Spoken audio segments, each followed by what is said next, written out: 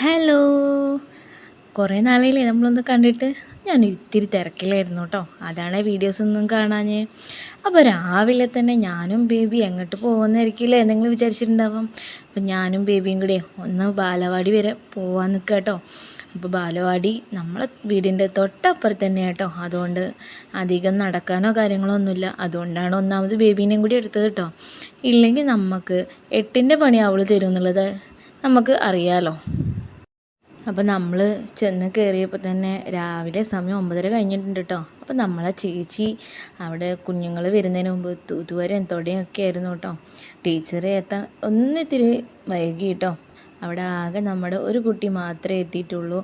പിന്നെ നമ്മുടെ കുഞ്ഞിപ്പെണ്ണിനെ നിലത്തൊക്കെ ഒന്ന് വെച്ച് നോക്കി. പക്ഷേ എന്താണെന്നറിയില്ല, ഇന്ന് ഉറക്കം വന്നിട്ടാണെന്ന് തോന്നുന്നു. അങ്ങനെ ഓടിക്കളിയും ചാടിക്കളിയും ഒന്നുമില്ലായിരുന്നു.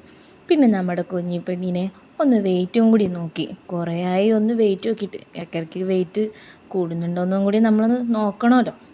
അങ്ങനെ നമ്മൾ കുഞ്ഞിപ്പെണ്ണിനെ വെയിറ്റൊക്കെ നോക്കി കുറച്ച് നേരം അവിടെ ചേച്ചിയൊക്കെ ആയിട്ടൊന്ന് കളിച്ച് നല്ല.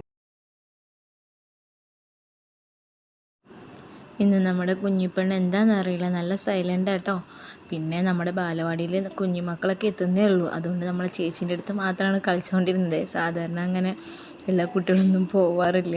പക്ഷെ എന്തായാലും നമ്മളെ കുട്ടിക്ക് നമ്മളെ ചേച്ചീനെ ഭയങ്കര ഇഷ്ടമായിട്ടോ. അംഗനവാടിയിലത്തെ എപ്പോൾ വിളിച്ചാലും നല്ല പോവും.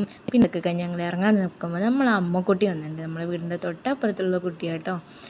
അപ്പോൾ അവളെ ഞാൻ കുറേ ആയി കണ്ടിട്ട്. നല്ല അടിപൊളിയായിട്ട് ഗ്ലാമറായിട്ടാട്ടോ ഞാൻ അമ്മുക്കുട്ടീനെ കണ്ടത്. കുറേ ആയി അമ്മൂനെ കണ്ടിട്ട്.